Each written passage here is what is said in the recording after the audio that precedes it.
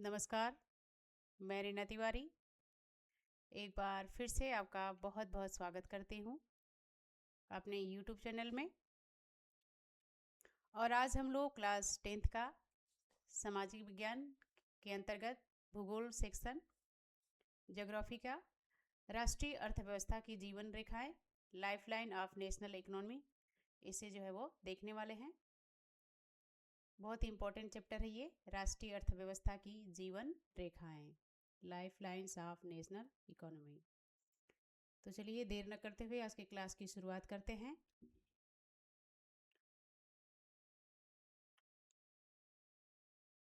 तो सबसे पहले इस चैप्टर के कुछ मेन जो पॉइंट हैं उन्हें देख लेते हैं, जिससे इस चैप्टर को पूरा समझने में आसानी होगा। तो सबसे पहला पॉइंट है हमारा परिवहन के साधन, मीन्स ऑफ ट्रांसपोर्ट। परिवहन के साधन, मीन्स ऑफ ट्रांसपोर्ट। जैसा कि हम सभी जानते हैं कि परिवहन के मुख्य जो है वो तीन जो है वो साधन होते हैं। अगर स्थल में देखा जाए तो इसके तीन माध्यम होते हैं, जैसे कि सड़क, रेल और पाइपलाइन, जो कि स्थल से जुड़े हुए होते हैं। और दूसरा जो होता है वो जल होता है, और उसके बाद जो होता है वो वायु होता है। तो इस तरह से परिवहन के तीन मुख्य साधन हैं, स्थल, जल और वायु। स्थल में तीन चीज़ें आ जाती हैं, सड़क, रेल और पाइपलाइन। और इन जो भी परिवहन के साधन होते हैं ये हमारे लिए बहुत ही सुविधाजनक होते हैं। ये वस्तुओं और सेवाओं की गतिशीलता को सुनिश्चित जो है वो करते हैं। कोई भी परिवहन का साधन जो होता है वो वस्तुओं और सेवाओं की गतिशीलता को सुनिश्चित करने के लिए होता है, और ये बहुत ही आवश्यक होता है विकास के लिए, क्योंकि विकास जो है वो कहीं ना कहीं से परिवहन से जो है वो जुड़ा हुआ है। परिवहन की व्यवस्था अगर सही है तो विकास में बहुत ही बड़ा उसका जो है वो योगदान है, क्योंकि हर जगह जो है लोगों का आना जाना, चीज़ों का आना जाना जो है वो तय होता है। बिना इसके जो है कोई ट्रांसपोर्ट जो है वो नहीं हो सकता। तो इसलिए जो है परिवहन का साधन जो है वो बहुत ही आवश्यक है। तो ये जो मुख्य यहाँ बताया गया है कि परिवहन के जो साधन होते हैं वो तीन स्तर पर होते हैं। एक स्थल होता है, एक जल होता है और एक वायु होता है। और ये तीनों साधन जो होते हैं वस्तुओं और सेवाओं की गतिशीलता को सुनिश्चित जो है वो करते हैं, जो कि एक सतत विकास के लिए बहुत ही आवश्यक है। तो ये हमारा पहला पॉइंट था, परिवहन के साधन। अगला जो पॉइंट है वो है सड़क परिवहन। सड़क परिवहन, पहले देख लेते हैं रोड ट्रांसपोर्ट को। देखिए, भारत का सड़क जाल विश्व के सबसे बड़े सड़क जालों में से एक है। देखिए, जब भी आप देखते होंगे सड़क का परिवहन, तो भारत का जो सड़क जाल है वो विश्व का सबसे बड़े सड़क जालों में से एक है। सड़कों को उनकी क्षमता के आधार पर 6 वर्गों में बांटा गया है। देखिए, हमारे यहाँ भारत में जो है जो सड़क है उनकी क्षमता के आधार पर उनको 6 भागों में जो है वो बांट दिया गया है। जैसे स्वर्णिम, चतुर्भुज, महाराज मार्ग, राष्ट्रीय राजमार्ग और राजमार्ग। तो इस तरह से जो है उनको 6 भागों में जो है वो बांट दिया गया है। तो ये है सड़क परिवहन। जैसा कि हम जानते हैं कि भारत का जो सड़क जाल है वो विश्व के सभी बड़े सड़क जालों में से एक है। आगे देखते हैं। अगला जो पॉइंट है वो है रेल परिवहन, रेल ट्रांसपोर्ट। रेल जो है वो हमारे जीवन का एक अभिन्न हिस्सा बन गया है, और भारत में खासतौर पे रेल परिवहन जो है वस्तुओं और यात्रियों के परिवहन का सबसे मुख्य साधन माना जाता है। रेल के द्वारा जो है भारी से भारी सामान को लंबी दूरी तक ले जाने के लिए जो है सुविधाजनक माना जाता है। और जैसा कि भारतीय रेलवे नेटवर्क जो है वो 16 जोन में जो है वो विभाजित है।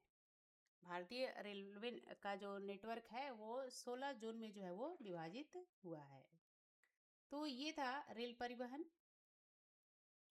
रेल परिवहन जो कि वस्तुओं और यात्रियों के ले जाने का एक बहुत ही प्रमुख जो है वो साधन है।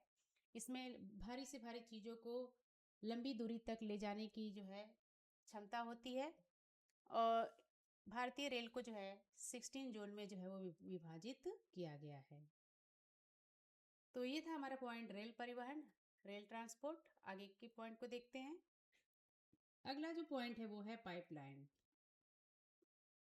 देखिए, पाइपलाइन का उपयोग अक्सर आप देखते होंगे कि कच्चे तेलों के लिए, पेट्रोलियम उत्पादों के लिए और गैस के लिए जो है वो, या फिर शोधनशालाओं के तक पहुंचाने के लिए जो है वो किया जाता है। इसकी प्रारंभिक लागत अधिक है, लेकिन इसे चलाने की लागत जो होती है वो काफ़ी कम होती है। तो अक्सर आपने देखा होगा कहीं रास्ते में जाते समय आपको पाइपलाइन जो है दिखाई देती है। तो मुख्य रूप से इन पाइपलाइन का काम होता है कच्चे तेल, पेट्रोलियम उत्पादों या फिर प्राकृतिक गैस को शोधनशालाओं तक, रिफाइनरी तक जो है वो पहुंचाने का कार्य जो है वो किया जाता है।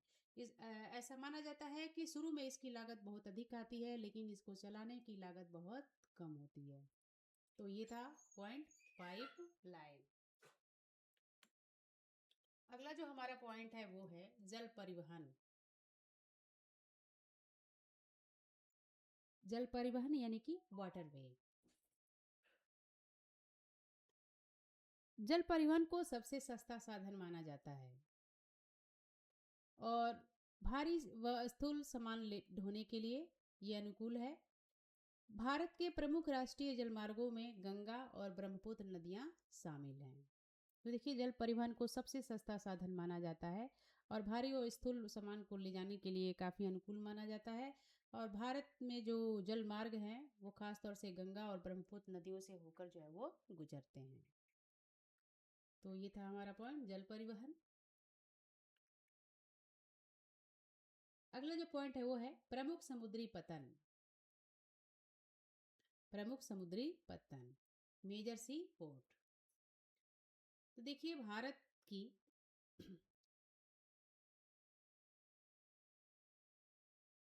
यहाँ बताया गया है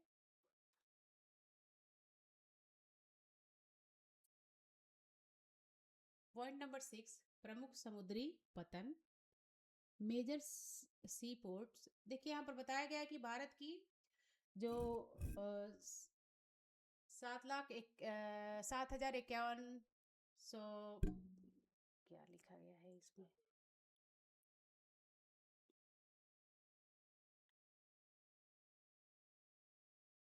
क्या लिखा है,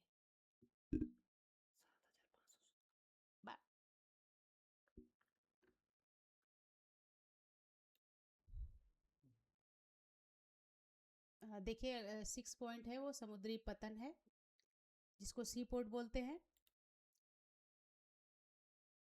देखिए, यहाँ बताया गया कि भारत की 7,516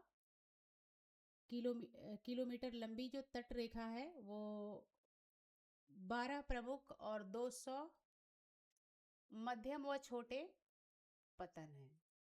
कांडला, मुंबई, विशाखापट्टनम और चेन्नई प्रमुख पतन माने जाते हैं।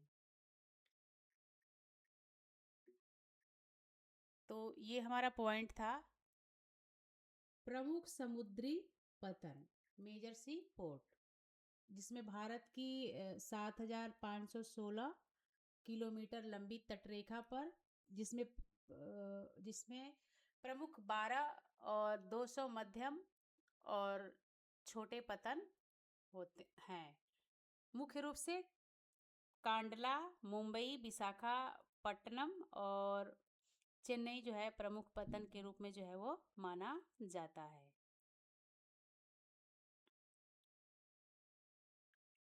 अगला पॉइंट देख रहे हैं। अगला जो पॉइंट है हमारा वायु परिवहन। वायु परिवहन अगला पॉइंट है वायु परिवहन। इसमें हम देखेंगे यह सबसे तेज, आरामदायक और प्रतिष्ठित परिवहन का साधन है। वायु परिवहन को, जैसा कि जानते हैं कि वायु परिवहन जो है सबसे तीव्र, आरामदायक और प्रतिष्ठित जो है परिवहन साधन है। या दुर्गम क्षेत्रों जैसे कि ऊंचे पर्वत, घने जंगलों को पार करने के लिए श्रेष्ठ है। एयर इंडिया घरेलू और अंतर्राष्ट्रीय सेवाएं प्रदान करती है। एयर इंडिया के अलावा भी बहुत ऐसे जो है वायु परिवहन साधन प्रस्तुत करने वाले हैं। तो इस तरह से वायु परिवहन जो है बहुत ही प्रतिष्ठित परिवहन साधन के रूप में जो है वो देखा जाता है। और इसका उपयोग जो है खास तौर पे ऊंचे पर्वत, घने जंगलों को पार करने के लिए जो है वो किया जाता है। यहाँ पर एयर इंडिया की बात की गई है, लेकिन एयर इंडिया के अलावा भी बहुत सारी जो है वायु परिवहन जो है वो कंपनियां जो है वो संचार करती हैं।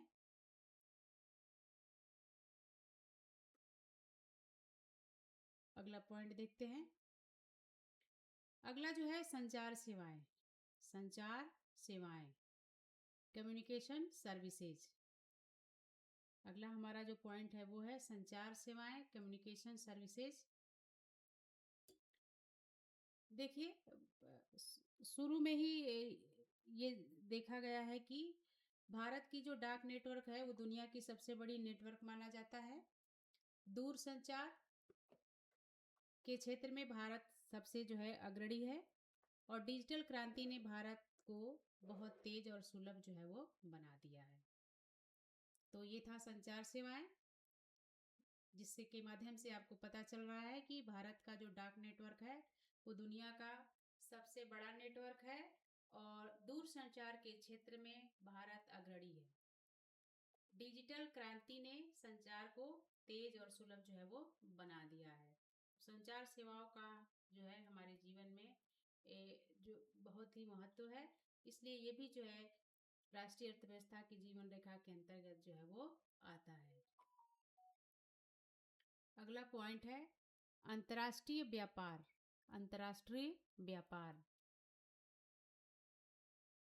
International trades. देखिए, अंतर्राष्ट्रीय व्यापार जो होता है वो दो देशों के बीच में वस्तुओं के आदान प्रदान को अंतर्राष्ट्रीय व्यापार के रूप में देखते हैं। इसे देश का आर्थिक बैरोमीटर माना जाता है।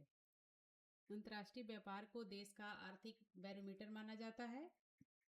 निर्यात और आयात के बीच का अंतर व्यापार सुलभ संतुलन कहलाता है। देखिए, निर्यात और आयात के बीच का जो अंतर होता है व्यापार संतुलन जो है वो कहलाता है। तो इस तरह से ये था पॉइंट हमारा अंतर्राष्ट्रीय व्यापार, जिसमें दो देशों के बीच वस्तुओं का आदान प्रदान जो है वो किया जाता है। इसे देश का आर्थिक बैरोमीटर माना जाता है। निर्यात और आयात के बीच अंतर व्यापार संतुलन कहलाता है। अगला जो पॉइंट है वो है पर्यटन एक व्यापार के रूप में। आजकल पर्यटन भी जो है अर्थव्यवस्था को बहुत ही सुदृढ़ बनाने में अपना एक अहम भूमिका निभाता है। जैसा कि अक्सर आप देखते होंगे पर्यटन के क्षेत्र में तमाम तरह भारत को पर्यटन से बहुत सारे लाभ होते हैं। तो देखिए, यहाँ पर यहाँ भी बताया गया है कि भारत में जो पर्यटन उद्योग है वो बहुत ही तेजी से बढ़ रहा है और यह लाखों लोगों को रोजगार जो है वो देता है। और लोग इसमें जनता जो है, आम जनता लोग जो है इसमें काफ़ी रुचि भी ले रहे हैं और दिन प्रतिदिन जो है पर्यटकों की संख्या जो है हर जगह जो है जितने भी पर्यटन स्थल है वहाँ पर बढ़ती जा रही है, कई गुना होती जा रही है।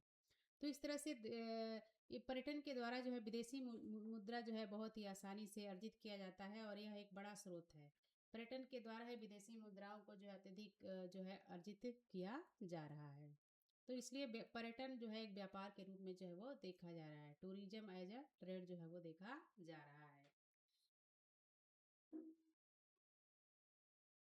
तो ये था पॉइंट पर्यटन और व्यापार के रूप में। अगला देखते हैं।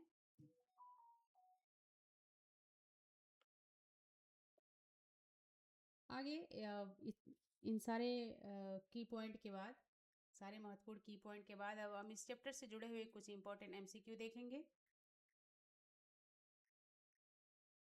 तो सबसे पहले हम देखेंगे स्वर्णिम चतुर्भुज महाराज मार्ग किन शहरों को जोड़ता है? स्वर्णिम चतुर्भुज महाराज किन शहरों को जोड़ता है? तो देखिए ये जो महाराज मार्ग है जिसे स्वर्णिम चतुर्भुज के नाम से जानते हैं, यह दिल्ली, कोलकाता, चेन्नई और मुंबई को जो है वो जोड़ता है। दिल्ली, कोलकाता, चेन्नई और मुंबई को जो है वो जोड़ता है, इसलिए ऑप्शन नंबर ए जो है वो करेक्ट आंसर है। दिल्ली, कोलकाता, चेन्नई, मुंबई। अगला जो क्वेश्चन है वो है, भारत का सबसे लंबा राष्ट्रीय राजमार्ग कौन सा है? भारत का सबसे लंबा राष्ट्रीय राजमार्ग कौन सा है? तो देखिए भारत का जो सबसे लंबा राष्ट्रीय राजमार्ग है वो है NH-44। NH-44 अक्सर जीके में जो है वो आता है, NH-44। Option number C correct answer है। अगला क्वेश्चन है हमारा, सीमा सड़क संगठन BRO की स्थापना कब हुई थी? सीमा सड़क संगठन BRO की स्थापना कब हुई थी? तो देखिए सीमा सड़क संगठन BRO की जो स्थापना है वो 1960 में जो है वो हुई थी। 1960 में हुई थी, इसलिए ऑप्शन नंबर बी जो है वो करेक्ट आंसर है। अगला क्वेश्चन, पाइपलाइन परिवहन का मुख्य लाभ क्या है? पाइपलाइन परिवहन का मुख्य लाभ क्या है? तो देखिए पाइपलाइन का क्या मुख्य लाभ है? यह सबसे सस्ता है ये तो है नहीं, क्योंकि पहले ही बताया गया है कि इसके शुरू में जो है लागत बहुत ज़्यादा लगती है, बाद में इसको चलाने में जो है आसानी हो जाता है। इसकी रख रखाव लागत शून्य है ये भी नहीं हो सकता है, क्योंकि पहले ही बताया जा चुका है। और यह यात्रियों के लिए अच्छा है, तो यात्रियों से इसका कोई लेना देना नहीं है, इसलिए देरी और हानियाँ कम होती है। तो ऑप्शन नंबर सी जो है वो करेक्ट आंसर है, देरी और हानियाँ कम होती है। अगला क्वेश्चन है हमारा, भारत में प्रथम रेलगाड़ी कब चली थी? भारत में प्रथम रेलगाड़ी कब चली थी? तो भारत में प्रथम रेलगाड़ी 1853 में जो है वो चली थी। पहली रेलगाड़ी जो है भारत में 1853 में चली थी, इसलिए option number B correct answer है, 1853। अगला क्वेश्चन है हमारा, पश्चिमी तट पर स्थित सबसे बड़ा पत्तन कौन सा है? पश्चिमी तट पर स्थित सबसे बड़ा पत्तन जो है वो कौन सा है? तो देखिए मुंबई है, पश्चिमी तट पर जो है वो मुंबई है, इसलिए ऑप्शन नंबर सी मुंबई जो है वो करेक्ट आंसर है, मुंबई। अगला जो क्वेश्चन है वो है, कांडला पत्तन का नया नाम क्या है? कांडला पत्तन का नया नाम क्या है? तो कांडला पत्तन का नया नामकरण जो है कुछ ही समय पहले हुआ था, दीनदयाल पत्तन। दीनदयाल पत्तन, इसलिए ऑप्शन नंबर बी जो है वो दीनदयाल पत्तन जो है वो करेक्ट आंसर है। अगला क्वेश्चन है हमारा, राष्ट्रीय जलमार्ग संख्या 1 किस नदी पर है? राष्ट्रीय जलमार्ग संख्या 1 किस नदी पर है? तो देखिए राष्ट्रीय जलमार्ग संख्या 1 जो है वो गंगा नदी पर स्थित है, गंगा नदी पर है, इसलिए ऑप्शन नंबर बी गंगा जो है वो करेक्ट आंसर है। अगला क्वेश्चन, वायु परिवहन का राष्ट्रीयकरण कब किया गया? वायु परिवहन का राष्ट्रीयकरण कब किया गया? तो वायु परिवहन का राष्ट्रीयकरण जो है 1953 यानी कि 1953 में जो है वो किया गया था। अगला क्वेश्चन 1953। अगला क्वेश्चन देखते हैं, पवन हंस हेलीकॉप्टर्स लिमिटेड किसे सेवाएं प्रदान करता है? पवन हंस हेलीकॉप्टर्स लिमिटेड किसे सेवाएं प्रदान करता है? तो चलिए देखते हैं, यह जो है तेल और प्राकृतिक गैस आयोग ONGC के लिए जो है वो सेवाएं प्रदान करता है, इसलिए ऑप्शन नंबर बी तेल एवं प्राकृतिक गैस आयोग जो है वो करेक्ट आंसर है ऑप्शन नंबर बी। अगला क्वेश्चन है, दो देशों के बीच व्यापार कहलाता है। तो जैसा अभी अभी हमने पढ़ा कि दो देशों के बीच का जो व्यापार होता है वो जो है अंतर्राष्ट्रीय व्यापार जो है वो कहलाता है। दो देशों के बीच का व्यापार अंतर्राष्ट्रीय व्यापार जो है वो कहलाता है, इंटरनेशनल ट्रेड जो है वो कहलाता है। अगला question option number C correct answer है, अंतर्राष्ट्रीय व्यापार। अगला क्वेश्चन है, अनुकूल व्यापार संतुलन क्या है? अनुकूल व्यापार संतुलन क्या है? तो अभी हमने इस पॉइंट में अंतर्राष्ट्रीय व्यापार में पढ़ा था कि निर्यात और आयात, निर्यात और आयात में संतुलन ही जो है वो व्यापार अनुकूल व्यापार संतुलन कहलाता है। निर्यात और आयात, option number B correct answer है। अगला क्वेश्चन है, भारत के निर्यात में किस वस्तु की हिस्सेदारी सबसे अधिक है? भारत के निर्यात में किस वस्तु की हिस्सेदारी सबसे अधिक है? तो देखिए, भारत में निर्यात का जो सबसे मुख्य हिस्सेदारी है वो है जो जेम्स हैं और जो ज्वेलरी है। इसलिए ऑप्शन नंबर बी जो है वो करेक्ट आंसर है, रत्न और आभूषण। ऑप्शन नंबर बी, रत्न और आभूषण। अगला क्वेश्चन है, हल्दिया पत्तन किस राज्य में स्थित है? अगला जो क्वेश्चन है वो है, हल्दिया पत्तन किस राज्य में स्थित है? तो देखिए, हल्दिया पत्तन जो है वो पश्चिम बंगाल, वेस्ट बंगाल में जो है वो स्थित है। इसलिए ऑप्शन नंबर बी जो है वो करेक्ट आंसर है, पश्चिम बंगाल। अगला क्वेश्चन है, कौन सा पत्तन भारत के पूर्वी तट पर स्थित है? कौन सा जो पत्तन है भारत के पूर्वी तट पर स्थित है? तो देखिए, विशाखापट्टनम जो है वो पूर्वी तट पर स्थित है, इसलिए विशाखापट्टनम करेक्ट आंसर है, ऑप्शन नंबर सी। अगला क्वेश्चन है, राजा सांसी अंतर्राष्ट्रीय हवाई अड्डा कहाँ है?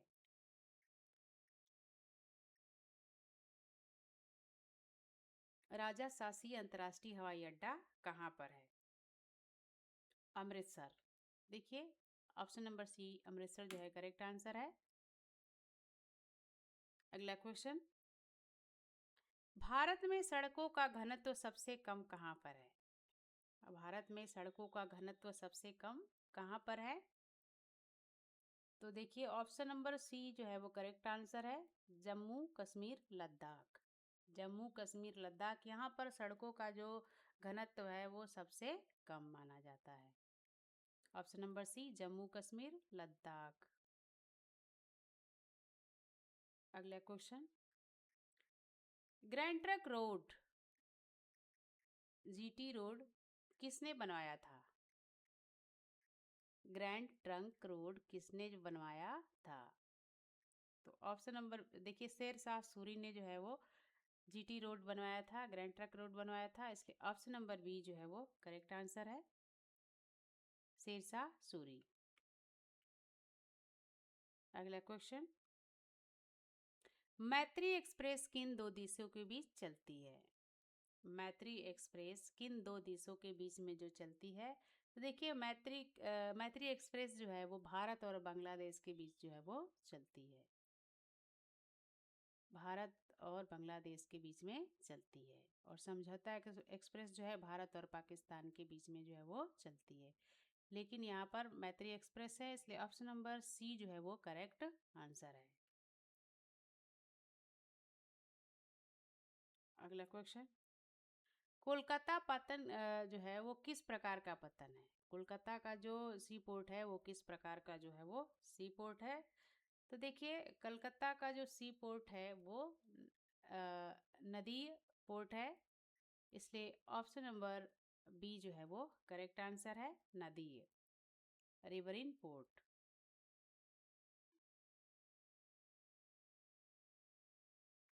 अगला क्वेश्चन देखते हैं, एसटीडी, एसटीडी का अर्थ क्या है? एसटीडी का अर्थ क्या है? तो देखिए, एसटीडी जो अभी यूज होता है वो होता है subscriber trunk dialling. Subscriber trunk dialling, subscriber trunk dialling जो होता है वो एसटीडी होता है। ऑप्शन नंबर बी जो है वो करेक्ट आंसर है। अगला क्वेश्चन, देश की पहली पाइपलाइन कौन सी थी? क्वेश्चन नंबर 22, देश की पहली पाइपलाइन कौन सी थी? तो देखिए, देश की पहली पाइपलाइन जो है वो डिगबोई से, असम डिगबोई से बरौनी तक जो है वो बनी है। रास्ते में आपको जाते समय दिखाई देगा नॉर्थ ईस्ट में। तो वो ये है डिगबोई से बरौनी तक।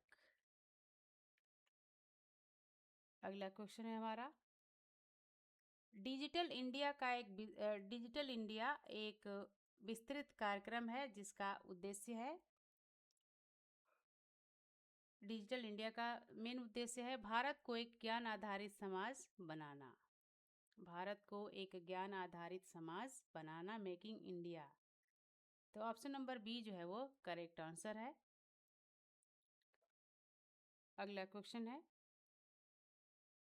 पारादीप पतन किस राज्य में है? पारादीप जो सी पोर्ट है वो किस राज्य में है?